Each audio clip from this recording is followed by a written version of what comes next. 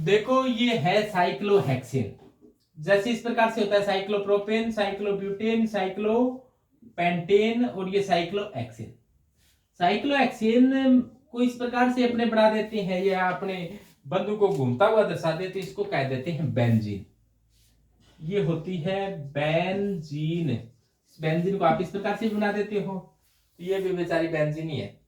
Benzene के ऊपर यदि OH लगा देते हैं तो इसे कहा जाता है फिनोल। इसे कहा जाता है फिनोल। और यदि OH नजदीक नजदीक हो तो इसे कहा जाता है केटेकोल।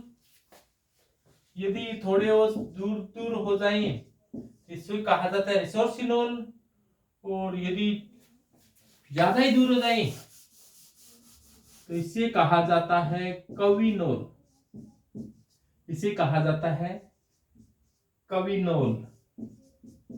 एल्कोहल है तो अनुलग्न ओल आता है, कविनोल ओल। एल्कोहल एल्कोहल है तो ओल जरूर आएगा, जैसे केटेकोल ओल, रिसोर्सिनोल तो कविनोल, कविनोल आता है।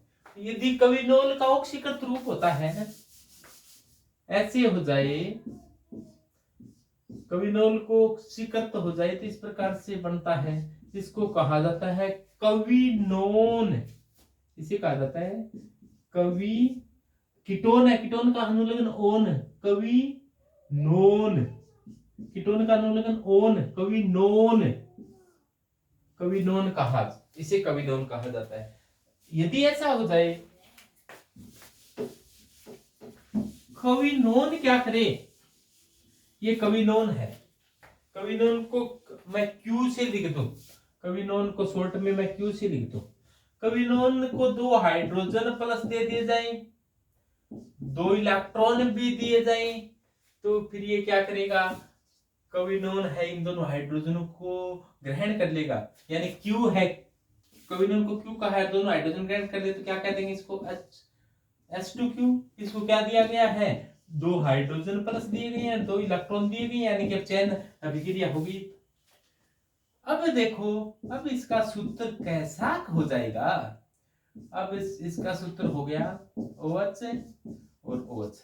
तो कविनोन किस में बदल गया, हाइड्रोक्सी कवि, हाइड्रोकविनोन में, हाइड्रो कविनोन में। हाइड्रोकविनोन का तो इसको जैसे किटेकोल, रिसोर्सिनोल और क्यूनोल, ये क्या बन गया, क्यूनोल बन गया, क्यूनोल। या इसको हाइड्रोक्सी कविनोन कह दिया। अब देखो H2Q कह दिया। इसी समीकरण पर आपने नष्ट की इक्वेशन लगा दो। निर्नष्ट क्या कहता है, निर्नष्ट बेचारा ये कहता है कि E बराबर क्या होता है, E नोट, E बराबर क्या होता है, E naught minus RT upon NF LN product बटे रिएक्टेंट। अब इससे समीकरण को लगाना सीख गए आप। पहले निर्नष्ट की इक्वेशन लिखो, प्रोडक्ट इतना बड़ा लिखने की बजाय आप अपने को शॉर्ट में H2Q लिखेंगे, और रिएक्टेंट है वो ये है। क्विनोन को इतना बड़ा लिखने की बजाय अपने Q से दर्शा दिया, इसको 2 हाइड्रोजन प्लस है, तो इस प्रकार से लिखे क्या होगा, देखो ध्यान से कि E is equal to E naught minus RT upon NF LN, product क्या है H2Q, H2Q हाइड्रोक्सी क्विनोन, और रिएक्टेंट क्या है Q, और हाइड्रोजन प्लस की सांद्रता है, हाइड्रोजन यहाँ पर 2 है तो इसकी पावर क्या लग जाएगी 2, और 2 इलेक्ट्रॉन, स्थानांतरित इलेक्ट्रॉन का मान क्या है 2, तो N का मान कितना आ जाएगा 2। अब देखो ये मान है, अब देखो इसमें E बराबर है E naught minus RT upon F का मान आपको कई बार बता दिया, और LN को यदि लॉग में बदल कर लिख दें तो क्या आ जाएगा, ये 0.0591 अपॉन 2 log base 10 ln को log में मतलब 2.303 से गुना किया जाता है। 2.30 r और t का मान 2.303 से गुना कर 96,487 का भाग देंगे f का मान रखकर, तो ये आ जाएगा 0.0591 अपॉन 2 और h2q अपॉन q और h प्लस की स्क्वायर। इस प्रकार से इसके अंदर आपने क्या कर दिया, मान रख दिया। इसको थोड़ा और आगे हल करें तो क्या होगा भाई, ध्यान से देखो। मान रखने के बाद में और आगे हल करो कि H2Q और Q की सांद्रता होती है, उसको इकाई लेना है अपने को, तो हाइड्रोजन की सांद्रता बच जाएगी। बस ये मान, तो यदि इसको थोड़ा और आगे हल किया जाए तो क्या होगा, देखो ध्यान से कि E is equal to E naught minus 0.0591 upon 2 log base 10 H2Q और Q की सांद्रता को इकाई मानकर, तो बचा क्या 1 अपॉन H प्लस आयन की सांद्रता की स्क्वायर। अभी बताया था कि यदि ये H प्लस की स्क्वायर हो, जो नीचे वाली चीज को ऊपर लाओगे तो माइनस का निशान प्लस में हो जाता है। ये कौन से सूत्र से होता है, ये ऐसे होता है कि log m अपॉन n क्या होता है, log m minus log n। तो इसको सबसे पहले तो log 1 minus log h plus की 2 करेंगे, फिर इस माइनस से को यहां से माइनस और कॉमन लेकर गुणा करेंगे। तो आप सीधा ही ध्यान रख लो कि नीचे वाले को ऊपर लाते हैं तो इंसान प्लस का हो जाता है, तो E बराबर है ई नोट माइनस 0.0591 अपॉन 2 और log बेस 10।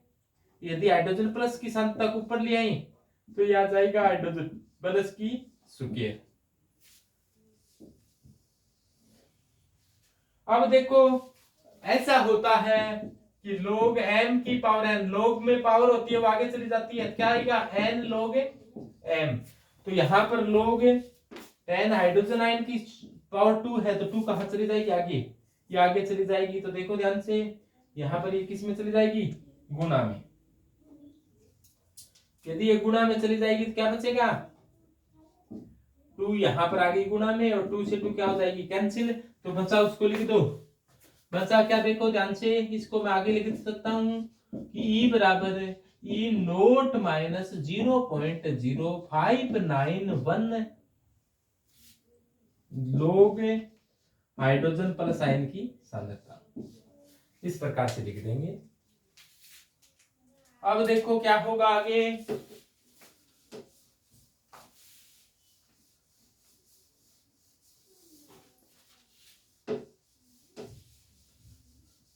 इसको थोड़ा सा और आगे हल कर लो। तो सबसे पहले तो मैं इसी को ऊपर लिख रहा हूं, क्या निकाला है अपनों ने, E is equal to E naught minus 0.0591। ये माइनस, यदि इसको ऊपर लाए तो माइनस का निशान किस में हो गया था, प्लस में। ये ध्यान देना नहीं यहाँ पर, यदि ये नीचे है एच वाला, ऊपर लाएंगे तो माइनस का निशान प्लस में हो जाएगा, तो यहाँ पर क्या आएगा प्लस।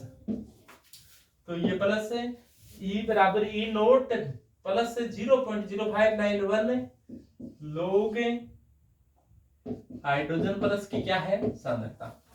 अब क्या कर दें, E बराबर है ई नोट प्लस 0.0591। अपने जानते हैं पीएच बराबर क्या होता है, माइनस लोग हाइड्रोजन प्लस आयन की सांद्रता, यानी कि माइनस लोग हाइड्रोजन प्लस आयन की सांद्रता को क्या लिख सकते हैं, पीएच। माइनस लोग हाइड्रोजन प्लस आयन की सांद्रता को लिख सकते हैं पीएच, या फिर माइनस से गुणा करते हैं तो माइनस पीएच की जगह क्या लिख सकते हैं, इसको भी माइनस से गुणा करते तो माइनस प्लस हो जाएगा, कि लोग हाइड्रोजन प्लस आयन की सांद्रता है उसको लिख सकते हैं माइनस पीएच। तो यहाँ पर क्या लिख सकते हैं अपने, माइनस लोग एच प्लस आयन की सांद्रता, और माइनस और प्लस का गुणा होगा तो माइनस आ जाएगा, तो E बराबर है ई नोट माइनस 0.0591 पीएच। इसको तो पीएच लिख सकते हैं ना, तो ये सूत्र आ जाएगा। इसका मतलब क्या है, कवीन हाइड्रोन इलेक्ट्रोड है वो पीएच पर निर्भर करता है। जैसा आपने स्टैंडर्ड हाइड्रोजन इलेक्ट्रोड पढ़ा था वो पीएच पर निर्भर करता है। तो ये कई बार एग्जाम में क्वेश्चन आ गए कौन कौन से इलेक्ट्रोड पीएच पर निर्भर करते हैं। तो इस बात को आप हमेशा याद कर लेना कि पीएच पर निर्भर करने वाले इलेक्ट्रोड कौन कौन से हैं। एक तो बताया था आपको standard hydrogen electrode, standard hydrogen electrode, ये पीएच पर निर्भर करता है। एसएचसी से अपने हाइड्रोजन इलेक्ट्रोड कह दो, स्टैंडर्ड हाइड्रोजन इलेक्ट्रोड कह दो, ये क्या करता है, पीएच पर निर्भर करता है। दूसरे प्रकार का इलेक्ट्रोड अभी पढ़ा आपने, कवीन हाइड्रोन इलेक्ट्रोड। इसको आप इस प्रकार से भी लिखा हुआ मिल सकता है आपको कि HQH2Q,